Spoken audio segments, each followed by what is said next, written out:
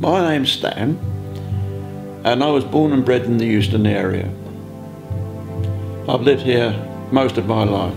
It breaks my heart to think that this whole area is at risk of being destroyed to make way for HS2, a high-speed rail train to Birmingham.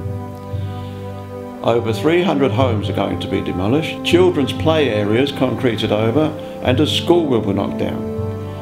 Small local businesses will be affected, and an estimated 50,000 bodies will be dug up. And the whole area will be a building site for about a decade. Families that have lived here for generations will be forced out of their homes and forced out of their community. And for what? All to save 20 to 30 minutes on a train journey to Birmingham and costing the taxpayer £34 billion. The community here are devastated and feel that nobody really cares. Now, George, how long have you lived here now? I've been here 58 years. It's a long time. Yeah. I've got a lot of good memories. Yeah. What, like? You know, when the wife was alive. Oh, of course, yeah. Yeah. And you was a prisoner of war, weren't you? Yeah, I was in a horror camp and I survived it. But the HS2 are going to kill me. I had 5 children, they all grew up in this area, and I love this area, and I love the flats next to me. And I hate what the government is doing. I mean, these flats are well built. They really are strong. I mean, the ones they build today, they're just like, they really are. I mean, these are all breeze blocks, got all breeze blocks and things. It took 2 years to build these flats. Exactly 2 years to build, yeah. Yeah, Stan was on the Russian boats, you know, supplying food to Russia. That must have been terrible in that ice and that, mustn't it? It was cold, George. Yeah, very cold. Very cold, yeah. I hate the cold, Stan. So do I. More so then. And I mean, I more or less said, you know, that, I mean, they talk about, I want to live in Euston area. I want to live round here. I was married from here. I think it's terrible. I mean, why should I be uprooted? I fought for the country. Why should they do that to me? They say it's 300, I think it's about 300 families. But where do they stop? Where do they stop? They probably will go, and I think it's going to be bad for the traders as well. Yeah, I definitely think it's going to be bad for traders.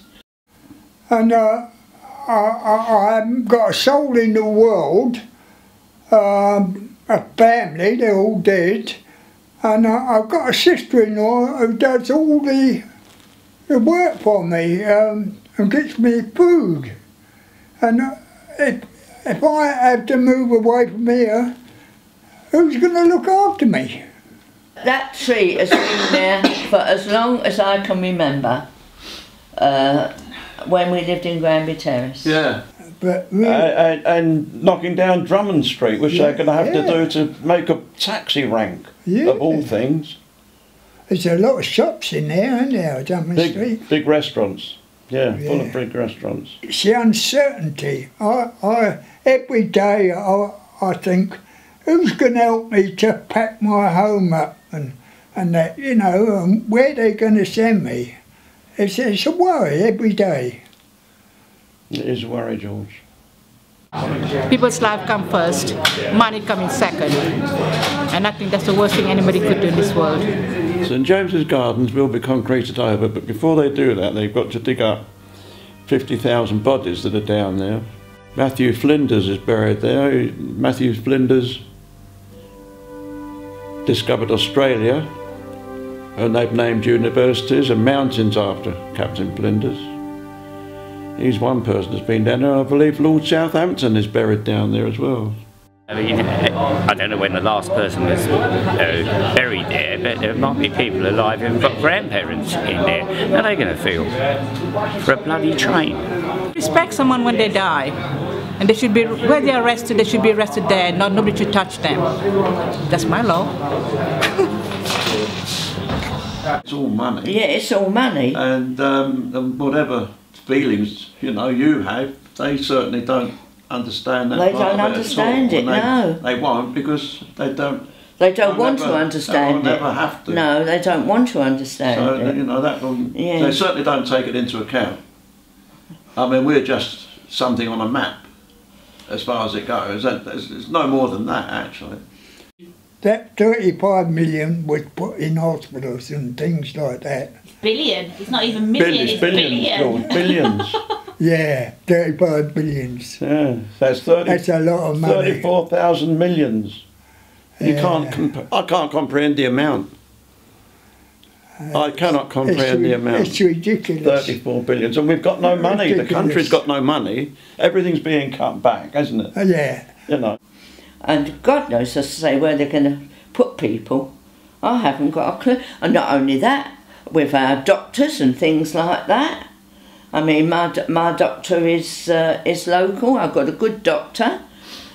And, I mean, I go there and when he is at students, and I go in for him, he rings me up, and I sit for them, you know. He's a very good doctor. He's down at Camden Market now. You know, and you're coming up to your 90s or whatever. And good, in George's case, well gone 90. Well gone 90. I mean, George is 92 now. All that hassle of moving and having all the worry of it prior to moving, Well, we can't. you know, it will cause people's demise. No doubt about that. It's going to kill them off. I think it'll kill them No off. doubt about that. You can't do those things at that age. No, you can't. You just can't. It's not physically possible. And to be quite honest, I think it's a sin to knock down good flats which the council have modernised, put all new windows in. It's crazy. But it's so uncertain. When are they going to do it? When are we going to go? You know, that's the thing that worries me. Yeah. These politicians, they're not on the same earth as us. They'll send us to war, yeah, and they can stay at home. Oh, I can understand it. Well, I'm just hoping that by the time this happens, I'm dead.